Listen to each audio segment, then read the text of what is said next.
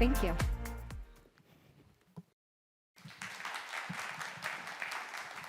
네, 안녕하십니까. 2025년 우리 AWS 퍼블릭 세터데이에서 이렇게 강연을 할 수 있게 되어서 진심으로 기쁘게 생각하고 또 영광으로 이렇게 생각하고 있습니다. 저는 육군 정보통신학교 학교장으로 근무하고 있는 이재승 준장입니다. 예. 제가 오늘 이렇게 발표드릴 내용은요, AI 과학기술 강군을 이제 우리 한국군이 이제 준비를 하고 있는데 어떠한 방향성을 갖고 있고 또 어떠한 도전 요소를 고려하고 있는지 이것을 좀 말씀드리고자 이렇게 나왔습니다. 그래서 내용 자체를 보게 되면은 민과 군이 함께 이것을 해결하지 못하면은 안 될 것 같다 이런 생각을 합니다. 그래서 제가 오늘 이 자리도 이렇게 직접 학교를 대표해서 이렇게 하는 이유도 함께 이게 발전시켜야 될 내용이 아닌가 이런 생각을 해서 말씀을 좀 드리겠습니다. 말씀드릴 순서는 이제 무기 체계에 있어가지고 첨단 과학 기술이 얼마나 중요하다라는 것을 좀 말씀드리고, 그다음에 아미 타이거라고 해서 저희 육군이 지향하고 있는 미래 육군 부대 구조가 있습니다. 거기에 따른 주요 도전 요소를 좀 말씀드리고자 합니다. 시작하기 전에 지난 6월에 저희 학교에서 AI 위크라는 행사를 하면서 우리 아마존 웹 서비스에서 교육을 좀 진행해 주셨습니다. 그래서 저희가 지금 교육받고 있는 그런 모습인데 정말 그때 자리가 부족해가지고 다 못 간 것이 다 참석 못했어요. 그 정도로 그 교육의 흥미와 또 수준이 매우 높았다라는 것을 저희가 알게 되었는데, 특히 우리 강사를 하셨던 우리 홍은미 강사님께서 너무나 열정적으로 해주셔가지고 저희한테 많은 도움이 되었습니다. 다시 한번 이 자리를 빌려서 감사의 말씀을 드립니다. 네. 이제 첨단 과학 기술이 무기 체계에 미치는 영향은 상당히 중요한데요. 미 국방부의 상세 전략을 보게 되면은 상세 전략이라는 것은 그야말로 이제 병력과 어떤 장비의 열세를 첨단 무기 체계를 통해서 이렇게 상쇄시키는 전략입니다. 그래서 이제 미 국방부가 이런 전략을 펼치는데 중간에 보시게 되면은 이제 1970년도 이때 이제 정밀 유도무기라는 것을 개발을 하게 됩니다. 이때 이제 GPS도 개발이 되었던 것이고요. 그런데 1991년도에 걸프전이 일어납니다. 이때 이 걸프전에서 맹활약했던 것이 바로 이 패트리어트 같은 정밀 유도무기입니다. 어떻게 보면 20년 전에 이것을 준비를 했기 때문에 전쟁의 승리를 가져온 것이 아닌가 그런 생각을 하고 있습니다. 2015년이 되니까 로봇이라든지 빅데이터, AI 등을 이제 거론을 하기 시작합니다. 아니나 다를까 2025년 현재 러우 전쟁이 한참 진행 중인데 AI 드론이 또 전장에서 맹활약을 하는 것을 보면 이렇게 미리 준비된 첨단 무기 체계가 전장의 승리를 가져오는 것이 아닌가 이런 생각을 해봅니다. 그러면 이제 앞으로는 이제 어떤 무기 체계가 더 등장을 해야 되는 것일까요? 그래서 오프셋 X인데 지금까지는 뭐 3차 아까 오프셋 3차 상세 전략까지 나왔지만은 미 국방부에서 공식적으로 발표한 것은 없습니다. 그런데 각종 기사를 보면은 AI 인프라에 대한 어마어마한 투자, 그리고 유무인 복합 전투 체계, 그리고 이것도 AI 기반한 복합 전투 체계, 그리고 휴머노이드, 어떤 중국이 또 그런 개발을 하고 있는 것을 보면은 이러한 것들이 다음 무기 체계가 아닌가 이런 생각을 하고 있습니다. 특히 또 레플리케이터 프로그램이라 해가지고 가성비 있는 소형 드론 같은 이런 무기 체계들이 전장을 누비지 않을까라고 생각을 합니다. 이에 따라서 우리 미래 육군도 아미 타이거라고 하는 4차 산업혁명 기술을 기반의 미래 부대 구조를 현재 가져가고 있습니다. 그래서 이제 기동화, 네트워크화, 지능화 이런 슬로건을 좀 내세우고 있는데 여기서 저희가 주목해야 되는 것은 바로 이 지능화 요소인 것 같습니다. 그래서 이 지능화 요소를 저희가 이제 준비를 하고 있는데 거기에 따른 도전 요소를 좀 말씀을 드리고자 합니다. 그래서 세 가지를 제가 이제 생각을 해봤는데 데이터를 구축하는 문제, 그다음에 이 데이터를 연결하는 문제, 그리고 이 데이터를 보호하는 문제가 있습니다. 이 세 가지에 대해서 간략하게 말씀을 좀 드리겠습니다.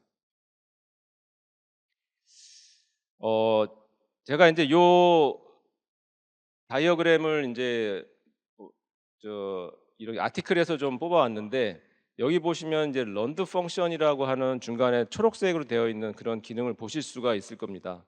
뭐 다른 것은 아니고, 저희가 어떻게 이제 임무를 부여받게 되면은 요즘에 다 챗GPT에 물어봅니다. 저희 부하들도 제가 뭐 지시하면 다 챗GPT 한번 물어보고 그걸 더 정교한 그 대답을 하더라고요. 그래서 우리가 그러면은 이 런드 펑션이라고 하는 이런 AI 서비스에 우리 군은 무엇을 물어볼 것인가 라는 그런 생각을 해 보았습니다. 그래서 제가 군 생활 경험을 해보면 크게 두 가지가 아닌가 생각이 됩니다. 첫 번째는 전장 상황이 이게 무슨 상황이지? 라는 질문을 하고 싶을 것 같습니다. 통상 저희가 전장의 상황은 안개와 같다라고 얘기를 합니다. 그만큼 불명확한 것이 너무나 많은 것입니다.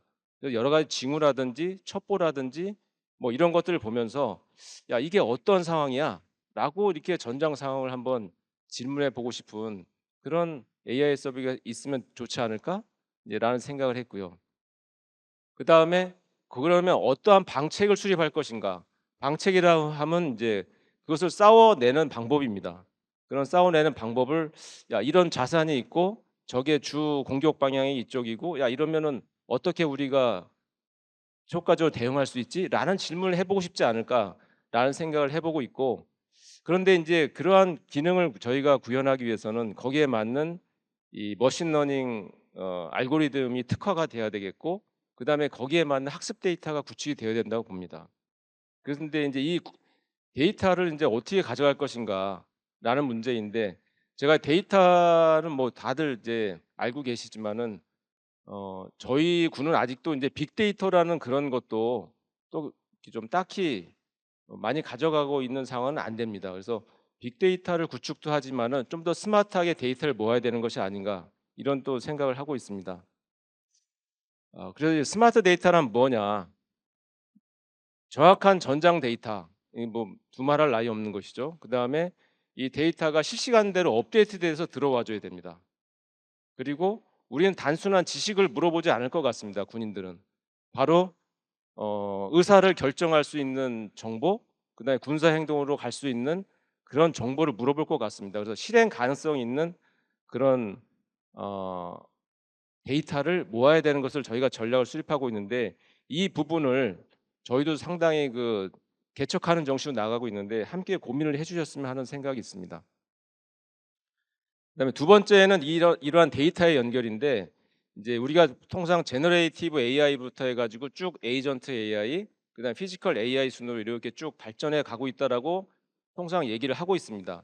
그런데 이 근간에 보면은 뭐 제너레이티브 AI도 어떤 GPU 간의 통신, 이런 것들이 이제 초고속 대용량 통신 기반으로 돼 있고, 또 에이전트 같은 경우에도 결국에는 나를 위한 비서가 어느 사이버 공간에 접속을 해서 또한 정보를 가져다 줍니다. 그래서 또 연결이 돼야 되고, 이 피지컬 AI 분야도 보시면은 뭐 휴머노이드든 어떤 피지컬 AI든 완전성을 갖게 되려면은 결국에는 네트워킹된 로봇이 되어야만 제대로 임무 수행이 가능하다, 이런 생각을 하고 있습니다. 그래서 이 정말 이 통신 인프라가 엄청나게 중요한데, 군은 사실 이렇게 완벽한 통신 인프라를 갖고 있는 그런 환경이 안 됩니다. 통상 야지에서 이런 활동을 하기 때문에. 그래서 이제 군용 네트워크도 중요하지만은 이런 상용 네트워크가 결합된 모습으로 해서 좀 더 촘촘한 초연결 네트워크를 해야겠다, 이런 생각을 하고 있습니다. 그것은 바로 전원 분석 자료에도 그렇게 나오고 있습니다. 이 러우 전쟁이라든지 또 이스라엘군과 그 하마스 간의 무력 충돌을 보게 되어도 군용 네트워크로만 쓴 것이 아니라 스타링크라든지 또 일반 상용 기지국이라든지 전술 스마트폰과 같은 상용 제품들을 많이 썼다라는 것입니다. 그래서 저희가 이렇게 좀 결합된 모습으로 가고자 하는데, 여러 가지 보안적으로 또 해결해야 될 문제가 있다고 생각하는데 같이 좀 해결해 보았으면 하는 그런 생각이 있습니다. 마지막 도전 요소는 이제 데이터 보호에 대한 문제입니다. 그 여러분들 보시기에는 이제 좌측에 이제 도표인데, 사실 이제 기술이 발전하면 발전할수록 이 도표를 보니까 취약점은 더 기하급수적으로 늘어난다는 것입니다. 그만큼 첨단 기술이 나올수록 그 사이버 보안의 취약점이 늘어난다는 얘기인데, 아니나 다를까 AI 기술이 나오니까 또 딥페이크라는 영상이 나오면서 사실 우리 군인들 지휘관과 참모의 판단을 흐리게 하는 그런 문제도 발생하고 있습니다. 그래서 저희는 그것을 인지전이라고 이렇게 명명해서 부르고 있는데, 그만큼 이 데이터 자체의 어떤 변질을 통해서 저희가 예기치 못한 그런 취약점이 많이 발생하고 있다는 것입니다. 특히나 이제 피지컬 AI 같은 것들, 뭐 AI 드론 같은 것들, 뭐 이런 것들을 운영할 때 어떤 데이터의 포이즈닝, 데이터의 어떤 오염된 것들이 뭐 A라는 타겟을 향해서 날아가야 되는 것이 B라는 타겟으로 날아갈 수도 있는 그러한 문제가 있기 때문에, 저희가 이 데이터 자체의 변질을 막고 데이터를 보호할 수 있는 이 문제를 좀 심각하게 이제 주목을 하고 있습니다. 그래서 이제 이걸 어떻게 보호할 것이냐라는 문제인데, 저희는 이제 엄격한 망 분리라는 정책을 쓰다 보니까 이 망 분리된 이 방화벽 내의 데이터를 너무나 신뢰하는 경향이 있습니다. 그러나 이제 이렇게 해서는 더 이상 안 될 거라 보고 있고, 이 제로 트러스트라는 데이터 중심의 보안 정책을 저희가 도입을 해야 된다고 이렇게 생각을 하고 있습니다. 아직 시작한 것은 거의 없다라고 말씀을 드리고 싶지만은, 밑에 이제 그림을 보시게 되면은 저게 이제 제가 문서를 작년에 이제 미국 출장에 가서 미 국방부로부터 받은 문서를 제가 스캔해서 가져온 건데, 저기를 보게 되면은 ACP 240이라는 문서인데, 미국이 이제 가장 그 가까운 동맹국, 파이브 아이즈라는 동맹국들과 그 통신을 하기 위한 어떤 규약적인 문서입니다. 거기 보면은 이 제로 트러스트 데이터 포맷이라는 것 내용이 수록되어 있습니다. 따라서 우리 한미도 연합 작전을 펼치고 있기 때문에 이 제로 트러스트라는 포맷, 그리고 제로 트러스트의 아키텍처, 이런 것들이 우리 군에도 도입이 좀 불가피하지 않을까. 그러나 이 분야가 어떻게 해야 되고 또 군 환경에 맞게 특화돼서 들어올 것인지에 대한 것도 많은 논의가 이렇게 필요하다, 이렇게 보고 있습니다. 예, 여기까지 이제 제가 쭉 말씀을 드렸고, 예, 그 결론적으로 이렇게 말씀을 드리면은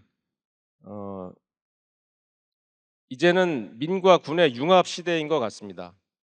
예, 민과 군이 함께 개발하고 또 교육을 또 주고받고 해서 서로 민은 전술을 이해가 부족하니까 전술을 좀 이해했으면 좋겠고, 또 군은 또 기술에 좀 약하다 보니까 기술에 대한 이해도를 높여야 될 것 같습니다.